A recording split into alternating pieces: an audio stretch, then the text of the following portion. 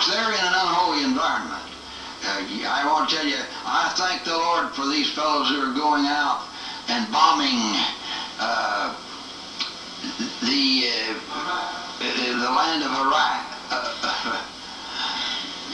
What's your word? Iraq. Bombing that word, that place. I thank the Lord for them, but don't you think they're angels? No, they're human beings who have hearts that are deceitful above all things and desperately wicked.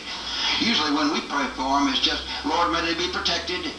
May they come back home again. Yeah, but I tell you folks, wouldn't it be awful if one of them's killed just after he's committed one of these beastly sins? It's perfectly possible. The heart is deceitful above all things and desperately wicked. Who can know it? See if you know that passage without looking at your notes. Where is it located? The heart is deceitful above all things and desperately wicked. Who can know it? What book? Jeremiah, what chapter? 17, what verse? 9. Jeremiah 17:9. Oh, I need to come back to that all the time. And you say, the Lord's made me new. That's right, but I want to tell you folks, there's something in there, I can't give it all to you theologically. But sometimes folks say, what about the old nature and the new nature? And I've never read anything about that really satisfied my mind. But all I say is I got something there I wish I didn't have. And you got something there I hope you wish you didn't have. And you need Jesus. And I need Jesus. The third recurring emphasis is the importance of separation. Now remember, the word holiness in its different forms occurs 159 times in Leviticus. Holiness. And Dr. Morgan reminds us that the basic idea of holiness is separation. Now we call chapters 11 to 22 the laws of holiness. Dr. Morgan rightly calls them the laws of separation. The laws of separation. And oh, are these chapters ever needed today, folks? Oh, I want to tell you. You know what syncretism is? I was reading a book the other day that said in the late 80s and all through the 90s, we're especially going to be faced with syncretism. S-Y-N-C-R-E-T-I-S-M.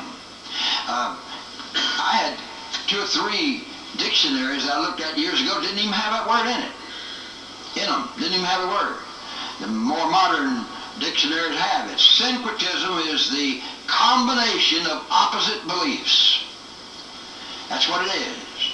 Combination of opposite beliefs. It's just anti-separationism to the core. And some well-meaning folks are just leading us into the whole thing of anti-separationism. I think basically that's what neo-evangelicalism is. It's anti-separationism. Of course, one of the great illustrations of it is Dr. Billy Graham. He's anti-separation to the core, from head to foot. And some folks will die a million deaths if you say anything about him. But folks, you take at Columbia Bible College now, you probably would find a large number who made decisions for Christ under his ministry. Are they real or not? You say, well, God has to decide. That's right, but here's one way you can decide. And that is, if he's really won them to the Lord, and if you bring the teachings of Dr. Graham back to the Bible, and they get mad and lose their temper, then they aren't real. Now, they might get mad on the spur of the moment, but later on they'd confess it as sin. But some folks wouldn't have anything to do with you if you didn't go right along. Somebody told me of one of my former students on the mission field as a missionary. Said, if anybody doesn't go along with Dr. Billy Graham, I don't think he's saved.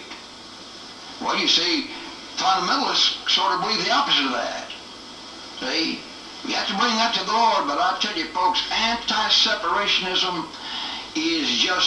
has a stranglehold on America. And it's going deeper and deeper all the time, and a lot of folks, ministers don't see it enough even to speak out against it. Oh yeah, ecclesiastical separation. You know, independent Baptists are great on that. We're independent. We don't go to the Southern Baptists. But I tell you folks, there's an awful lot in the independent Baptist movement that's anti-separation. Anti-separation. A lot of the methods that fundamentalists in the independent Baptist movement use are just almost identically the same methods that the neo-evangelicals use, that the anti-separationists use. I want to be cured from this, but I'm the last person in the world to say that I'm free from this anti-separation, but I want to be. And if somebody, sometimes a person may criticize. Yeah, I've had students who just criticize me before the whole class. I've said something and right up before the whole class they've spoken out. Well, I think generally that's not good for the student to do it. But whether it's good for the student to do it or not, I'm there. And they've criticized me before the class, and if I'll get mad and lose my temper. And I did one particular time, and later on I confessed it as sin. And someone said to me, well, everybody knew that fellow was just challenged everything the teacher said in the classes. But you confessed it as sin. Yeah, and my natural thought was, well, he was wrong too. No, it wasn't my responsibility how much he was wrong. My responsibility was I sinned against the Lord. I sinned against the Lord. All right, this is the second thing, third thing, the importance of separation. Remember, the basic idea of holiness is separation. You be, I think, interested in this. I had been planning to teach the Gospel of John the second semester, but we're still in Leviticus. And I don't think we'll have time for the whole Gospel of John. I'm almost sure on it. I don't want to break it off because we'll have some new students next year and some of the old students will be back. And so we're not going to have the Gospel of John the second semester. I'm going to take that, if we're still here, with the work in the first semester next year. But I'm going to ride on with Numbers that comes after Leviticus. And maybe be briefer, but Numbers and Deuteronomy to complete the Pentateuch.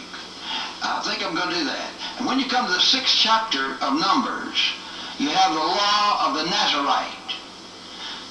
A Nazarite means a separatist, a separationist. And the great laws of separation are given to him. He's an object lesson. Now you have the clear teachings of separation in Leviticus. Then you go on to the object lesson. See, whenever they saw a Nazarite on the street, well, they had a reminder that Israel was called to be a Nazarite nation, separated unto God. And I tell you, a lot of these Old Testament saints knew so much more about the whole counsel of God than the average church member and the average church officer does at the present time. I think 2 or 3 of these things I mentioned earlier. Let me repeat them now. 19:19. Do not let your cattle gender with a diverse kind. Oftentimes people have animals and they want another animal, and so they have their animals, their dogs, gender with those of another kind. They couldn't do that in the Old Testament time. That's sin. That's sin. Why did God make that sin? You say in itself it isn't sin. No, in itself it isn't sin. But God did that in Old Testament times to keep the truth of separation before people's minds all the time. And then it says, don't sow your field with 2 kinds of seed. Don't plant barley and wheat in the same field. What you say, generally, that might be unwise. Yeah, but God didn't say it was unwise. God said it's sin. He made a sin. In order to keep the law of separation before the minds of the people. And then he said, neither shall there come upon thee a garment of 2 kinds of stuff mingled together. Don't have wool and cotton in the same garment. Look at your own garment, your outer garment that you have here. I don't know enough about these things to know, but you take this that I'm wearing. I wonder if it has some cotton in it along with wool. But how many of you, as you look at your own outer garment, realize that you've got a garment that's made partly of wool and partly of cotton or something else? Could I see your hands? How many of you see you have? See, that would have been a sin in Old Testament times. God made us sin to keep the law of separation for the minds of the people. As I look back upon my contact with Columbia Bible College in the past, I realize that Columbia Bible College more and more through the years has gotten away from separation. You say, well, then you mean you're absolutely right? I don't mean I'm absolutely right. But I mean, by God's grace, I want to check myself on this. And any of our folks who've been influenced by Columbia Bible College, more and more have to realize that they are in the direction of anti-separationism. Now, let me not stop there. Some of you have been influenced by BJU. And see, they lay great stress on ecclesiastical separation and things like that. But I want to tell you, a lot of those students are taking a bad beating on this. BJU is not clear up and down the line on separation from the Bible. It is not. And if you want me to develop a little more sometime, I can do it. But I'm the last person in the world to say I'm absolutely clear on it, but I want to be clear. I want to be clear. And if somebody comes, maybe a student said, well, you did that. Yeah, that's right. Take it to the Lord. Now, you take my interest in sports. I have to check it. I told you what Mr. Tommy Blackett said. Base Baal, B-A-A-L, false God. Don't you think you can't? Now, there's some of you fellows here, we talk together about baseball and basketball and football. And per se, I don't think if a person plays baseball, it's necessarily base Baal, but it can be. It can be. When I quoted this, Mr. Blackett said that he didn't go to the basketball game of his son. One of his sons is, I understand, real whiz in basketball. And but he just said to him, I'm not going to your games. Now, when you preach your first sermon, I'm going to come, but I won't go to your games. Immediately somebody said, he's wrong. No, he's not wrong. No, he's not wrong. I believe he's right for himself. He makes that judgment in terms of what he knows about that boy. What this other person meant was, I don't believe God wants me to do that. Maybe not. Well, see, that's different from saying he's wrong. I don't believe he is. Because believe me, these things can be Baal worship. There's no doubt about it. And separation from these things. And if somebody, sometimes thing like this mentioned and somebody sort of lifts his eyebrows in your direction, take it to the Lord. Don't say, I know he's wrong. I don't know he's wrong with regard to me. I need to take that before the Lord. You fellows like basketball, but be careful. You can worship it. Here's one way to tell whether or not you worship it. Just suppose something would happen and say, we're going to have to call off this game. I've had to call the people over there, tell them we're calling off the game. Are you miserably unhappy? If so, you're not separated from basketball. Some years ago, a person made this statement, and I keep coming back to it. The thing which would taken away from you destroys your joy is the very thing that before that was giving you joy. Think of that. The thing which when taken away from you destroys your joy is the very thing that before that was giving you joy. I never played football much. People tackled me too hard, so I wasn't too fond of that. But I used to play tennis a lot. And suppose I'd get up on Saturday morning and be planning to play tennis with somebody, and then it's raining pitchforks. And I just go around moping. I was looking forward to playing, and it's raining. You know why? Because I'm not separated under the Lord. Joy expresses itself in these things. Joy can express itself when you're playing basketball. But you can get your joy from basketball, not from the Lord. And if I get my joy from basketball, not from the Lord, then I'm an idolater. I'm worshiping basketball. And all those things need to be checked. And I'll tell you, I check myself on that as much as the others. One thing I miss, of course, is college football season.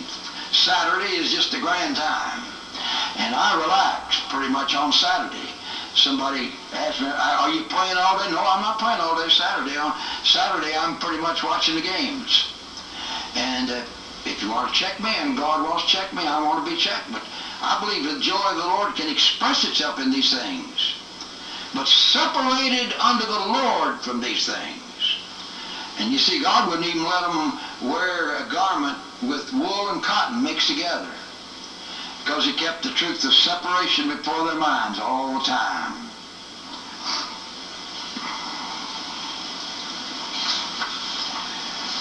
The fourth recurring emphasis in these chapters is the importance of the moral law, M-O-R-A-L, the importance of the moral law. It's a mistake to think that Leviticus has to do only with the ceremonial law. You know, the ceremonial law of cleansings, blood sacrifices, and things like that. You know, I just often think of Exodus, the moral law. Leviticus, ceremonial law. But one of the greatest chapters in the Bible on the moral law of God is the 19th chapter of Leviticus. It begins with the first table of the law. And then it spends most of its time on the second table of the law. Now let's review for a moment. Here are the Ten Commandments. And the first table has to do basically with love for God. And the second table with love for neighbor. Now this chapter begins with love for God. Ye shall be holy, for I, the Lord your God, am holy. But it doesn't spend much time on that. The 19th chapter goes on to the applications of love for neighbor. The outworking. I don't love my neighbor if I don't love God. But if I don't love my neighbor, I don't love God.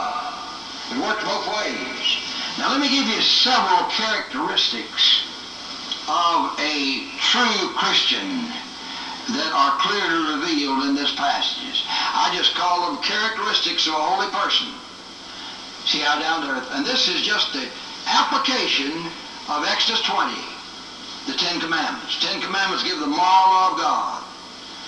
And Leviticus, my, what a wonderful chapter this is. Folks, this hits the nail on the head. And it hits your own heart on the head. The first characteristic of a holy person is in chapter 19, verses 9 and 10. Listen to chapter 19, verses 9 and 10, and see if you can tell what's this first characteristic of a holy person. Thou shalt not wholly reap the corners of thy field, but leave some for the poor and the sojourner, for ye also were sojourners in the land of Egypt. I wonder if you know what person who lived later got his wife through obeying the Lord. That's the main way you get your life companions, obeying the Lord. See, you look out, oh, girls are out hunting for a husband. Yeah, usually if they hunt for a husband like that, they're going to find the wrong one. Don't hunt for a husband. Obey the Lord. And you see, what was the name of that man who got his wife because he obeyed the Lord and he left some extras there? He didn't glean it all, but he left some for the poor and the sojourner. Boaz, the book of Ruth, Ruth chapter 2. And this must have been a case of love at first sight. You know, people often say, do you believe in love at first sight? I think some people fall in love at first sight. Others don't. You take, people ask me, when did you first meet your wife? Well, we were in Latin class together. She told me later she thought I was conceited, see? Well, she's right. I was. Still am if I live out of fellowship with the Lord anytime. But first sight, yeah. You say, I don't believe in, well, some people it is love at first sight. A lot of others didn't at all. But evidently it was in this case. But Boaz went out wife hunting. He was out to obey the Lord. He just left the extras there. And then he picked up a wife, a good wife, as a bonus. And I mean, it was a wonderful bonus, believe me. Because Ruth is in the line of Christ. And she's one of the great characters of Old Testament history. All right, here's the first characteristic, 19 verses 9 and 10. A holy person loves the poor. And if a person does not love the poor, he is not a holy person. All of us need that. You take, folks, in the average downtown city church, a poor person who comes in not nicely dressed and with an unpleasant body odor is shunned by the people in the congregation. Well, some of them just feel, I'm going to stop going to church if we have that kind of person here. I'm going to stop going to church. Yeah, I tell you, he's not holy if he has that attitude. He loves the poor. Loves the poor. Then the second characteristic of a holy person is in 1913. 1913 says, the wages of a hired servant shall not abide with thee all night until the morning. What's that characteristic of a holy person? He pays wages on time. Now sometimes in work, the money hadn't come in. But even when the money hadn't come in, we need to look around to see whether or not we need to give something extra to these folks who are living on their wages. My wife emphasized this a lot. The wages of a hired servant shall not abide with thee all night till the morning. We didn't have servants much. We had one lady who worked as a maid. By the way, she called me on the phone yesterday and let me know that now's about the time in the year. I give twice a year. And she called me to let me know that the time's about up. See, I'm glad to have a call because it's so easy to forget those things. But my wife had to go way out in the country sometime to pay her because she'd forgotten to pay her. The wages of a hired servant shall not abide with thee all night till the morning. I tell you folks, when a person has a certain kind of job, he not only needs to be paid, but he needs to be paid on time. And if I don't pay on time, I am unholy.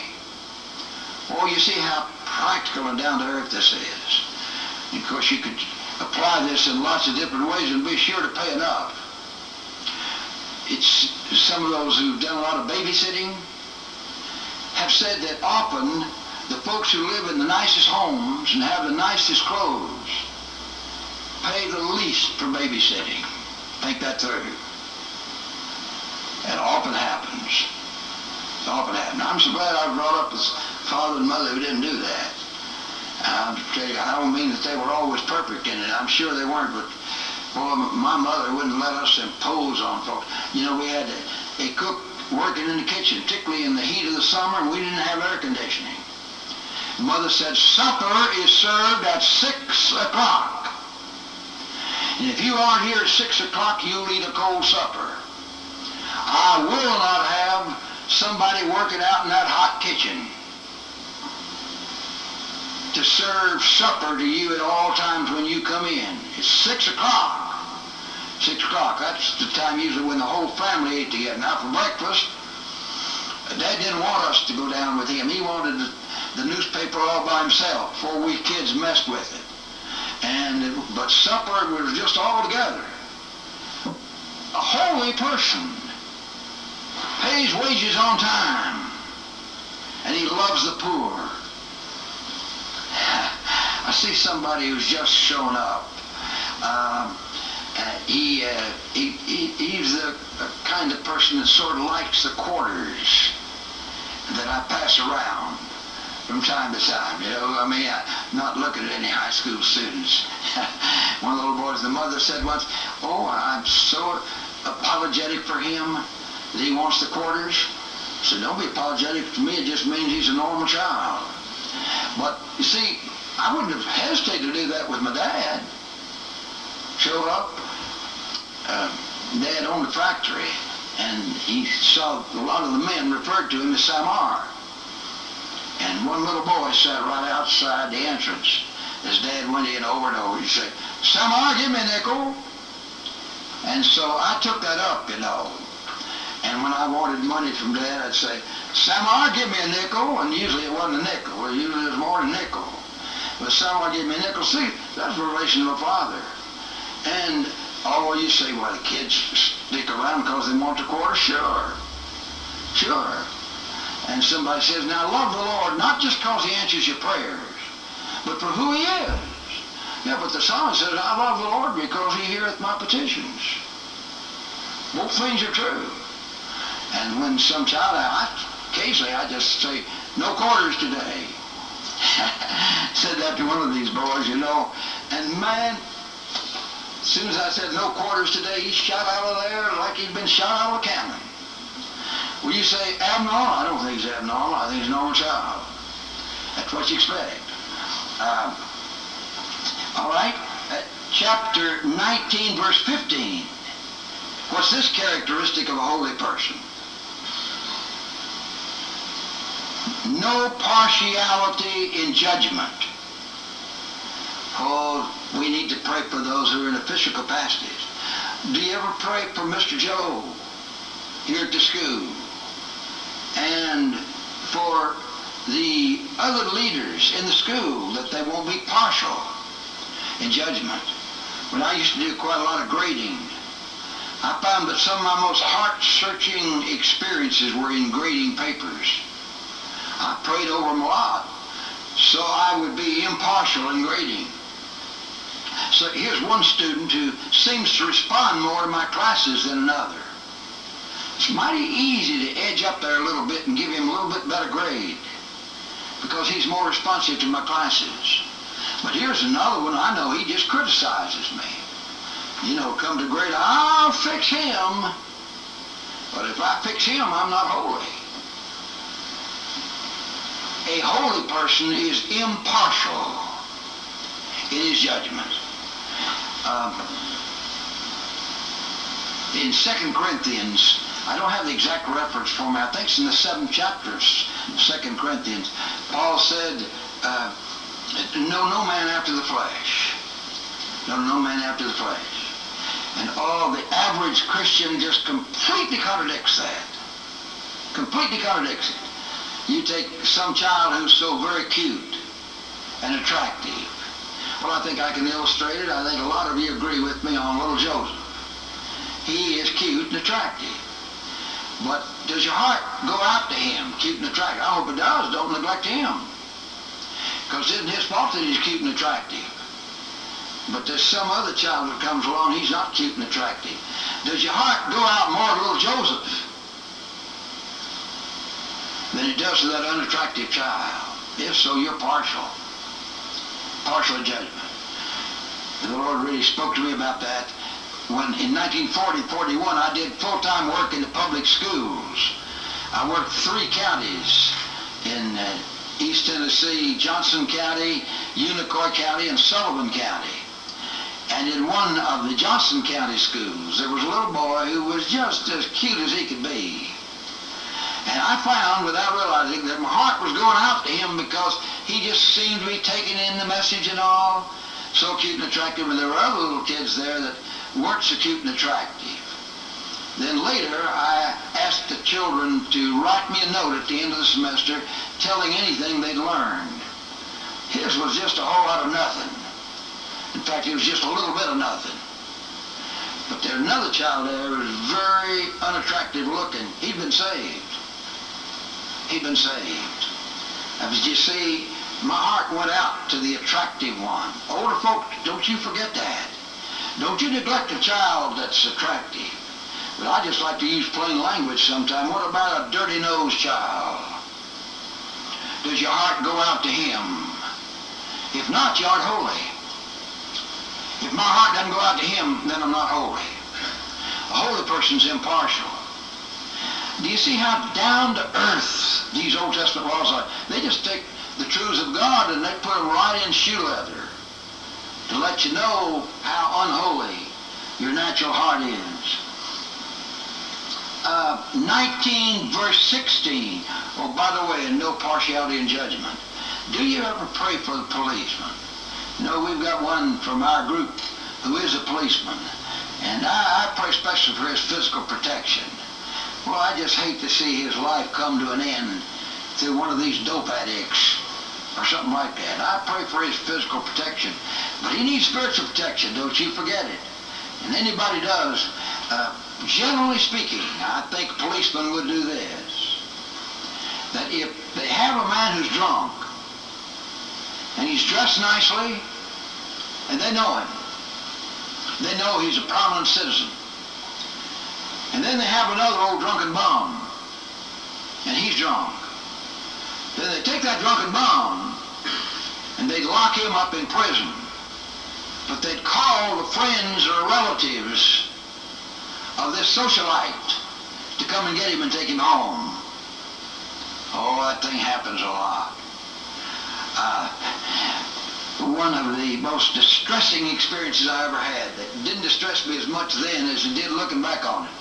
But my cousin used to have a hobby of cruising with the police car, particularly on Saturday nights. And, so we were cruising one Saturday night, and there was a fight right inside. You can see the fight, and the policeman rushed into the place to break up the fight. And my cousin rushed right in with them, and